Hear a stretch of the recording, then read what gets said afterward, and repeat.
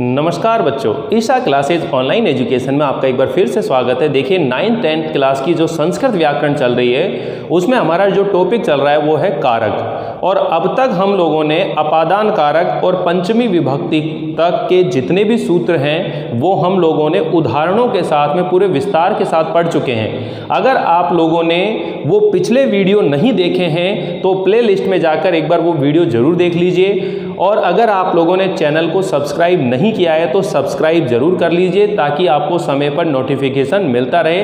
आज के इस वीडियो में हम लोग देखिए जो षष्ठी विभक्ति है संबंध कारक उसके बारे में जानकारी प्राप्त करेंगे और उनके सूत्रों को समझेंगे उदाहरणों के माध्यम से।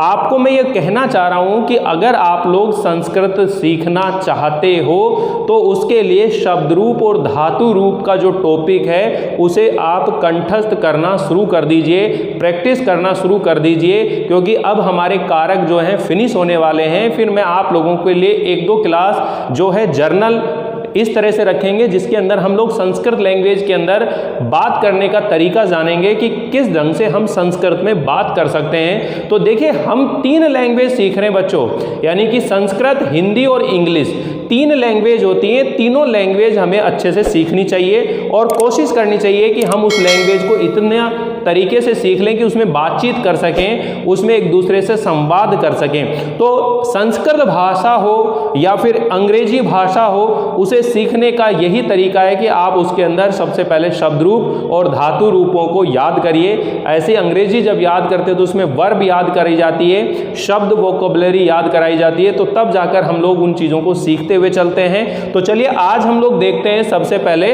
संबंध कारक षष्ठी विभक्ति। अब यहाँ पर देखिए बेटा, इसका जो संज्ञा विधायक सूत्र है वो है षष्ठी शेषे है। कौन सा सूत्र है? षष्ठी शेषे। अब षष्ठी शेषे का मतलब क्या होता है मैं आप लोगों को सीधे तौर पर बता देता हूं कि जहां जिस वाक्य में ना तो कारक विभक्ति के नियम लग रहे हैं और ना ही उपपद विभक्ति के नियम लग रहे हैं। ध्यान से सुन लेना कि जब किसी वाक्य में ना तो कारक विभक्ति के नियम लग रहे हैं और ना ही उपपद विभक्तियों के नियम लग रहे हैं तो वहां पर जो वाक्य बनाया जाता है उसमें षष्ठी विभक्ति का प्रयोग कर दिया जाता है। ठीक है, मैं आपको यह भी बताऊंगा कि षष्ठी विभक्ति को संबंध कारक क्यों कहा जाता है और उसमें संबंध किस चीज का होता है। यानी कि जब किसी वाक्य में किसी पदार्थ का अन्य पदार्थ के साथ जब संबंध होता है तो उस संबंध को बताने के लिए षष्ठी विभक्ति का प्रयोग कर दिया जाता है। क्या कर दिया जाता है? षष्ठी विभक्ति का प्रयोग कर दिया जाता है। अब जैसे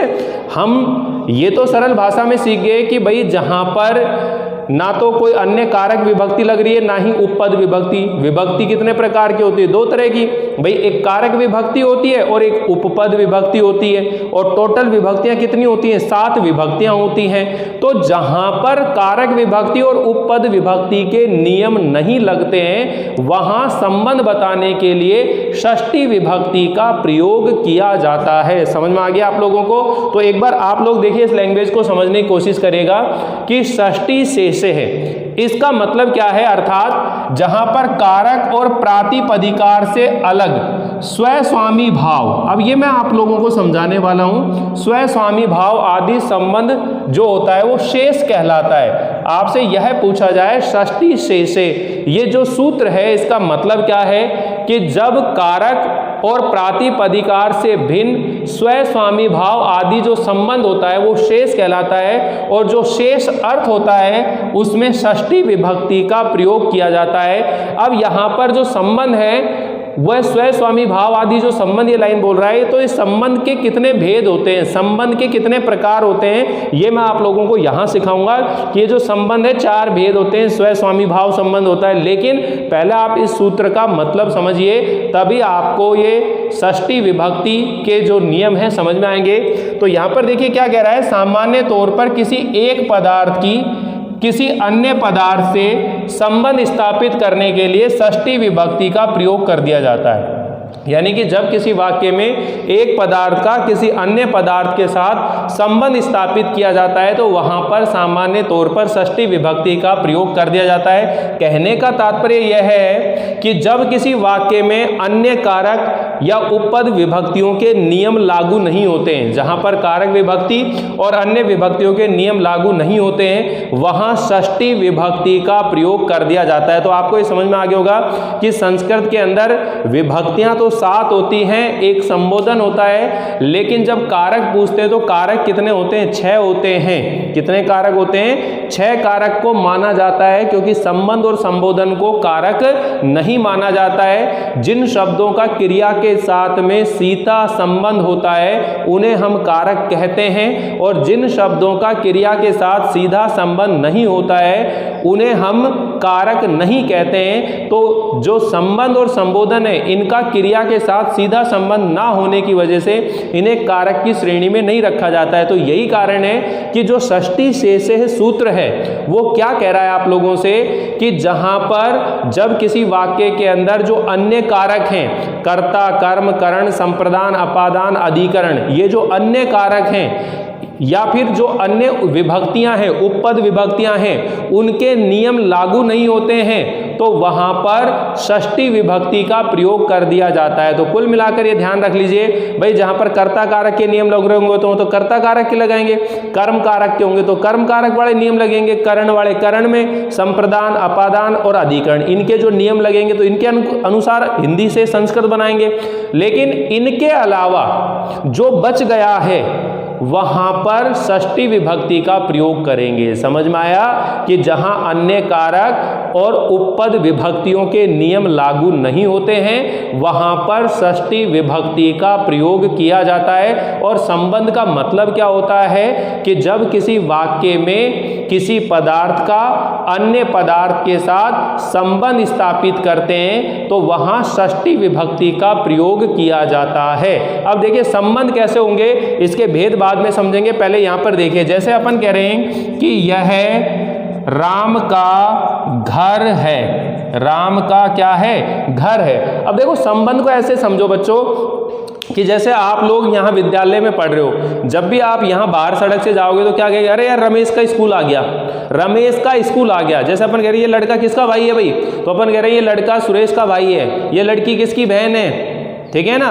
तो अपन कहते हैं ये पुस्तक किसकी है, ये बैग किसका है, ये चश्मा किसका है, अपन बोलते नहीं है। तो जो पदार्थ होते हैं उनका अन्य पदार्थ के साथ जब संबंध बताया जाता है, संबंध स्थापित किया जाता है, तो वहां पर षष्ठी विभक्ति का प्रयोग किया जाता है। इसे आप ऐसे भी कह सकते हो कि जहां पर 2 संज्ञा शब्दों का संबंध आप में स्थापित किया जाता है तो वहां षष्ठी विभक्ति का प्रयोग किया जाता है। अब यहां पर देखिए, जैसे ये कह रहे हैं राम और घर दोनों संज्ञा शब्द हैं, राम भी संज्ञा शब्द है और घर भी संज्ञा शब्द है। तो जैसे यहां पर बोल रहे हैं कि अयम रामस्य, ठीक है, रामस्य गृहम अस्ति, यह राम का घर है। तो ये संबंध हो गया।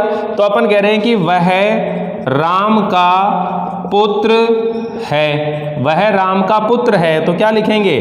स रामस्य पुत्र है अस्ति, वह राम का पुत्र है, तो राम का पुत्र है। अपन कह रहे हैं कि यह भरत की बहन है, यह भरत की बहन है। तो अपन क्या लिखेंगे? इयम भरतस्य भगिनी अस्ति, यह भरत की क्या है? बहन है। तो संबंध का मतलब समझना ना, जैसे अपन कह रहे हैं राजा का पुरुष तो राज्ञ पुरुष, सीता का पति सीताया पति, ऐसे बोलते हैं ना, सीता का पति, ठीक है। मंत्रियों की परिषद तो मंत्री नाम परिषद है, समझ में है ना। तो कहने का मतलब क्या है, जैसे अपन बोल रहे हैं ऋषि कन्या, तो ऋषि की कन्या, ठीक है ना। तो ऋषि की कन्या, ऋषि जो शब्द है उसकी जब षष्ठी होगी तो ऋषे होगी, ऋषे कन्या, क्या होगी? ऋषे कन्या। तो ऋषि की कन्या होगी। अपन कह रहे हैं राष्ट्र भक्त है तो राष्ट्रस्य भक्त अस्ति, समझ में आया ना। 2 संज्ञा शब्दों के बीच में संबंध स्थापित करने के लिए संबंध कारक होता है, और जहां संबंध कारक होगा वहां षष्ठी विभक्ति का प्रयोग होगा। तो आपको ये सूत्र जो है पहले समझ में आना चाहिए, फिर मैं इसके भेद समझाऊंगा कि हम लोग षष्ठी शेष है, ये जो सूत्र है इसका मतलब क्या है कि जब किसी वाक्य में अन्य कारक और उपपद विभक्तियों के नियम लागू नहीं होते हैं तो वहां पर षष्ठी विभक्ति का प्रयोग कर दिया जाता है। समझ में आया बच्चों? बच्चों।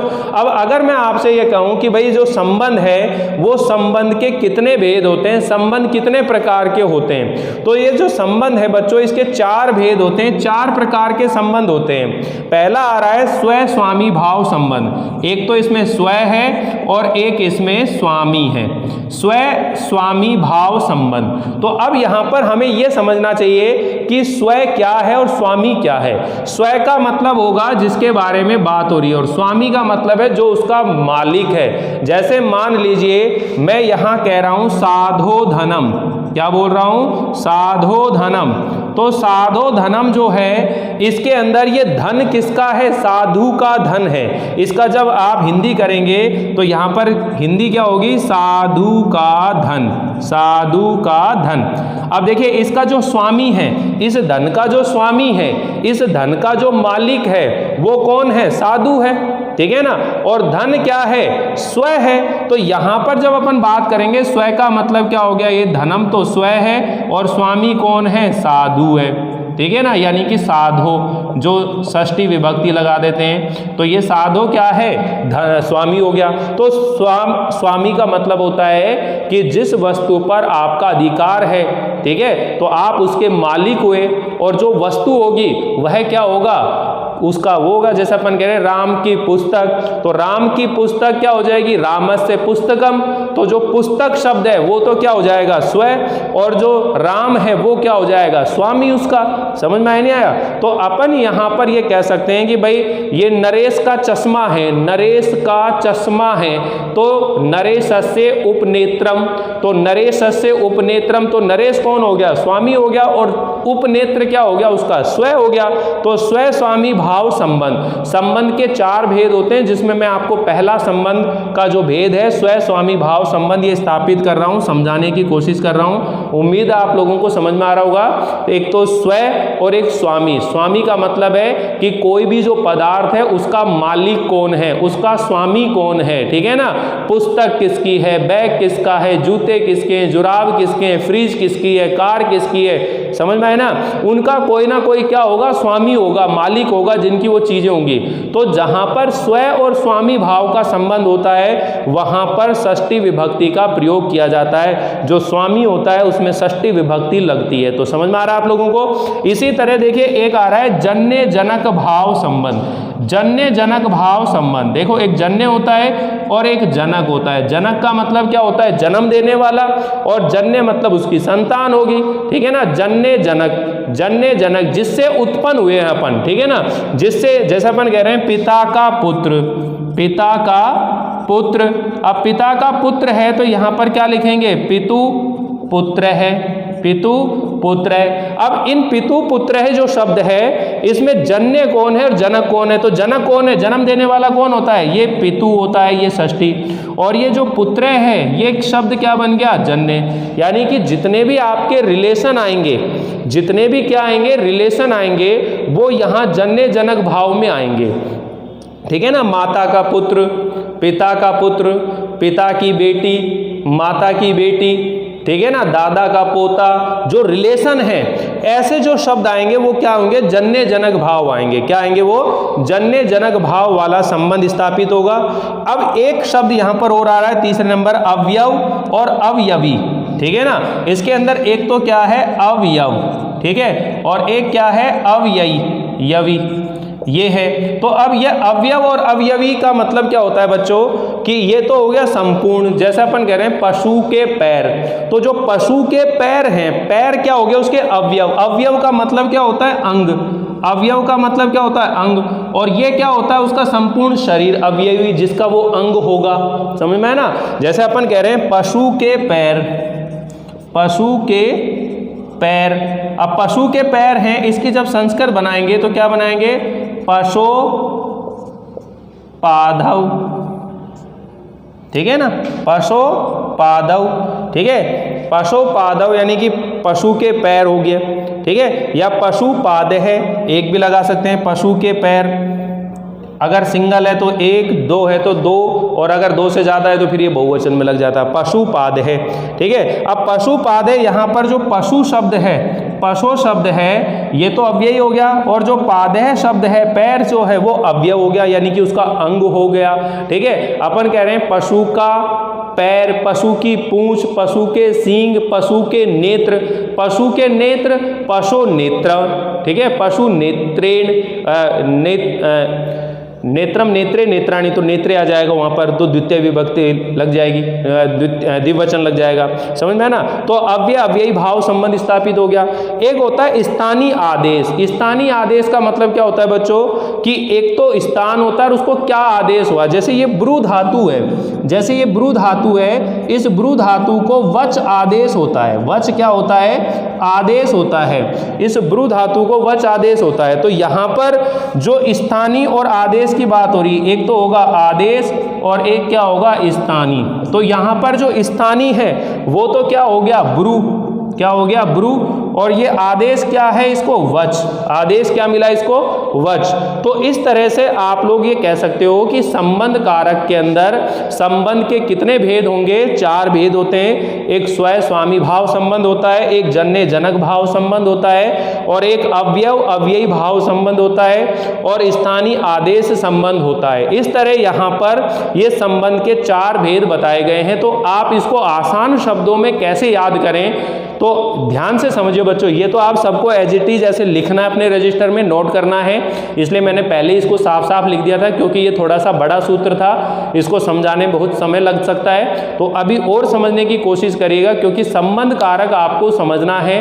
बाकी जितने भी कारक हैं उनके अंदर अपने अपने विशेष नियम होते हैं, उपपद विभक्तियां होती हैं और कारक विभक्तियां होती है, जिनकी पहचान भी होती है और वो समझ में आ जाते हैं। लेकिन जो षष्ठी शेष सूत्र है या हम संबंध कारक की बात करें, इसके अंदर कोई पहचान नहीं है। आपको इसको अपने दिमाग में बिठाना पड़ेगा कि संबंध किन किन लोगों के साथ है, हमारा किन किन पदार्थों के साथ संबंध है। तो जब किसी वाक्य में किसी पदार्थ का संबंध किसी अन्य पदार्थ के साथ स्थापित करते हैं तो वहां पर षष्ठी विभक्ति का प्रयोग किया जाता है।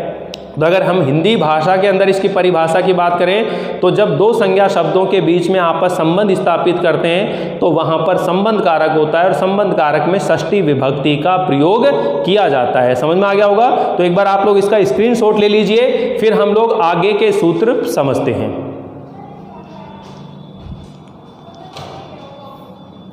तो बच्चों देखिए, अब ये क्या है? अगला सूत्र है। अगला सूत्र कौन सा है? षष्ठी हेतु प्रयोगे। षष्ठी हेतु प्रयोगे सूत्र क्या कहता है, इसको भी ध्यान समझिए कि जब किसी वाक्य के अंदर हेतु शब्द का प्रयोग हो रहा हो, हेतु जो शब्द होता है उसका अर्थ क्या होता है बच्चों? कारण होता है। हेतु शब्द का जो अर्थ होता है वो क्या होता है? कारण होता है। कि जब किसी वाक्य में हेतु शब्द का प्रयोग किया गया हो तो उस हेतु शब्द में तथा उससे संबंधी जो शब्द होता है उन दोनों के अंदर षष्ठी विभक्ति का प्रयोग किया जाता है। वापिस सुन लीजिएगा कि जब किसी वाक्य में हेतु शब्द का प्रयोग किया जा रहा हो तो उस हेतु शब्द में तथा उससे संबंधी जो शब्द होता है उन दोनों में षष्ठी विभक्ति का प्रयोग किया जाता है। जैसे अपन कह रहे हैं कि राम अन्न के लिए यहाँ रहता है।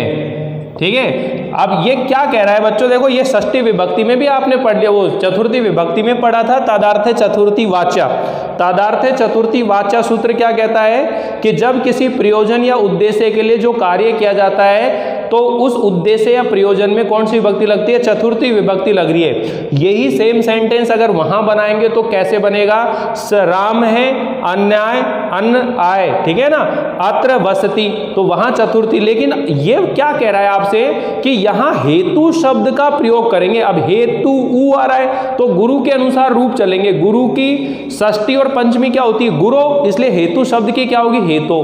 तो ये क्या कह रहा है कि किसी वाक्य में अगर हेतु शब्द का प्रयोग करना है तो उस हेतु शब्द में और उससे संबंधित शब्द में षष्ठी विभक्ति का प्रयोग होता है। तो देखिए क्या लिखेंगे इसको? राम है अनस्य हेतो, राम अनस्य हेतो अत्र वसति, यहां रहता है।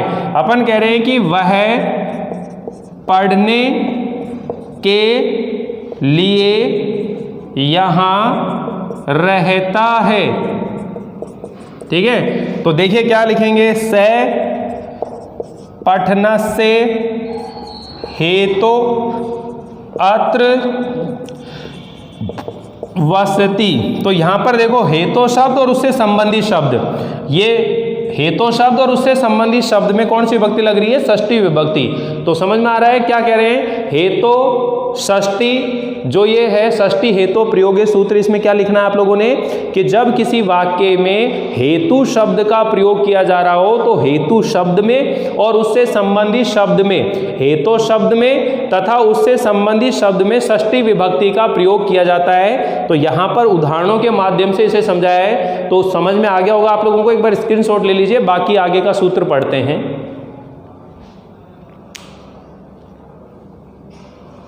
तो देखिए बच्चों, अब इसके अंदर क्या है कि संबंध कारक का अगला सूत्र है सर्वनाम तृतीयाश्चय। सर्वनाम तृतीयाश्चय सूत्र क्या कहता है कि यदि किसी वाक्य के अंदर हेतु शब्द का प्रयोग किया जा रहा हो, किसी वाक्य में जो हेतु शब्द का प्रयोग किया जा रहा है, लेकिन उस हेतु शब्द के साथ किसी सर्वनाम शब्द का प्रयोग किया जा रहा हो। देखिए इससे पहला वाला सूत्र पढ़ा, वो क्या कह रहा है कि यदि किसी वाक्य में हेतु शब्द का प्रयोग किया जाता है तो उस हेतु शब्द में और उससे संबंधित शब्द में षष्ठी विभक्ति लगाते हैं। लेकिन ये सर्वनाम तृतीयाश्चय सूत्र क्या कहता है कि यदि किसी वाक्य में हेतु शब्द के साथ सर्वनाम शब्द का प्रयोग किया जाता है, किसका प्रयोग किया जाता है, सर्वनाम शब्द का प्रयोग किया जाता है, तो वहां हेतु शब्द में और उस सर्वनाम शब्द में तृतीया विभक्ति का प्रयोग किया जा सकता है, तृतीया विभक्ति का प्रयोग किया जाएगा। लेकिन दूसरा मैंने यह भी लिख दिया कि तृतीया के साथ साथ षष्ठी विभक्ति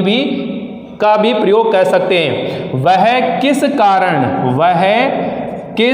कारण यहां आता है, वह किस कारण यहां आता है, तो से केन, ठीक है, से केन हेतुना अत्र आगच्छति, वह किस कारण यहां आता है। तो देखो तृतीया विभक्ति होगी, ये कौन सी विभक्ति होगी, तृतीया। इसी को अगर अपन षष्ठी के साथ बनाएंगे तो कैसे बनाएंगे, से कस्य हेतु अत्र आगच्छति, वह किस कारण यहां आता है। तो दोनों का मतलब है, इसका मतलब ये हो गया बच्चों कि हेतु शब्द के साथ अगर सर्वनाम शब्द का प्रयोग किया जाएगा, ध्यान से समझ लेना, हेतु शब्द के साथ सर्वनाम शब्द का प्रयोग किया जाएगा तो वहां हेतु शब्द में और सर्वनाम शब्द में तृतीया विभक्ति का प्रयोग किया जाता है। साथ ही अगर तृतीया विभक्ति का प्रयोग ना करना चाहे तो वहां षष्ठी विभक्ति का भी प्रयोग किया जा सकता है, क्योंकि इससे पहले वाला जो सूत्र है उसके अंदर अपने बताया षष्ठी हेतु प्रयोग जो सूत्र है उसके अंदर क्या बताया है कि जब किसी वाक्य में हेतु शब्द का प्रयोग किया जा रहा हो तो हेतु शब्द और उससे संबंधित जो शब्द होता है उसमें षष्ठी विभक्ति का प्रयोग किया जाता है। तो आप लोग ये दोनों सूत्रों के अंदर बिल्कुल कंफ्यूज मत होना, एक षष्ठी हेतु प्रयोगे है और एक है सर्वनाम तृतीयाश्चय। उसी से आगे का सूत्र है कि हेतु शब्द के साथ सर्वनाम शब्द का प्रयोग किया जाए, हेतु शब्द के साथ सर्वनाम शब्द का प्रयोग किया जाए तो हेतु शब्द और उस सर्वनाम शब्द में तृतीया विभक्ति का प्रयोग किया जा सकता है। ठीक है, वह किस कारण नहीं पढ़ता है, वह किस कारण नहीं पढ़ता है, तो से, ठीक है ना, केन हेतुना न पठति, ठीक है ना। और इसी को अपन जब दूसरे तरीके से बना सकते हैं तो से कस्य हेतु न पठति, तो इस तरह से बना सकते हैं। षष्ठी और तृतीया दोनों का प्रयोग यहां पर किया जा सकता है। तो एक बार स्क्रीनशॉट ले लीजिए, आगे का सूत्र फिर पढ़ते हैं।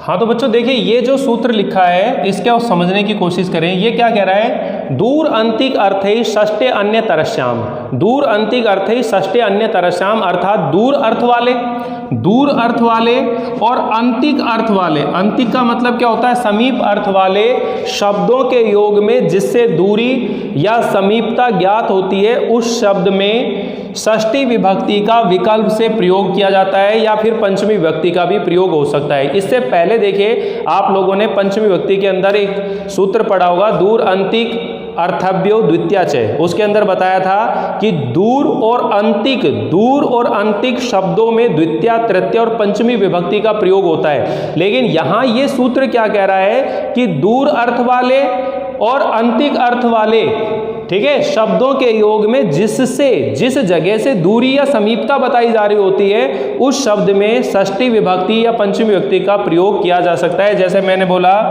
गांव से दूर।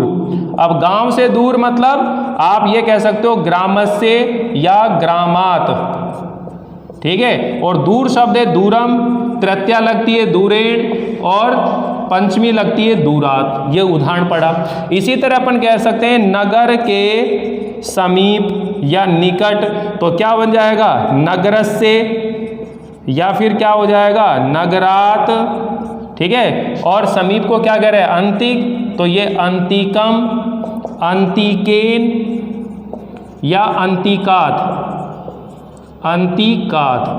अब देखिए निकट का भी लगा सकते हो, यहाँ समीप शब्द का भी प्रयोग कह सकते हो। ये क्या कहने का मतलब दूर अर्थ वाले और समीप अर्थ वाले शब्दों का जब प्रयोग हो सकता है। जैसे अपन कह रहे हैं आश्रम, क्या लिख रहे हैं आश्रम के समीप, तो इसके अपन बोल सकते हैं आश्रमस्य या आश्रमात् समीपम, या फिर क्या कर सकते हैं समीपेन, या फिर क्या लिख सकते हैं समीपात। समझ में है ना। ये क्या कह रहा है कि जो दूर अर्थ वाले हैं और अंतिक अर्थ वाले शब्द हैं उनके योग में जिससे दूरी या समीपता बताई जाती है वहां षष्ठी विभक्ति का प्रयोग किया जाता है। विकल्प से षष्ठी विभक्ति और पंचमी विभक्ति दोनों का प्रयोग किया जा सकता है। तो यहां तक हमारा जो है ये संबंध कारक के सूत्र जो हैं कंप्लीट होते हैं। उम्मीद है आप लोगों को ये संबंध कारक बिल्कुल अच्छे से समझ में आ गया होगा।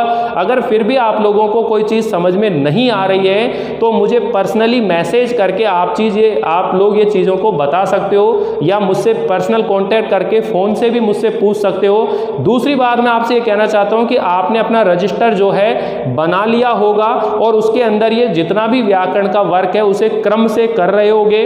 9th क्लास वालों के लिए, बच्चों के लिए मैं कहना चाहता हूँ कि 10th क्लास के अंदर तो हिंदी भी चल रही है और संस्कृत भी चल रही है, लेकिन 9th क्लास के अंदर केवल हिंदी व्याकरण स्टार्ट करिए। अब मैं आप लोगों को हिंदी की क्लास भी स्टार्ट करने वाला हूँ।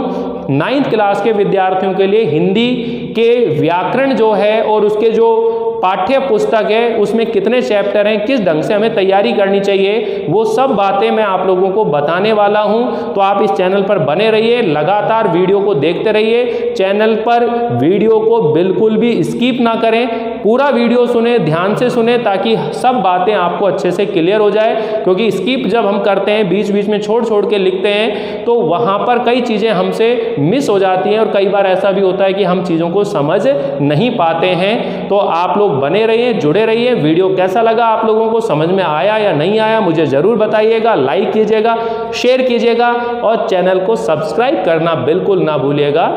मिलते हैं अगली बार अगले कारक को लेकर के, तब तक के लिए थैंक यू।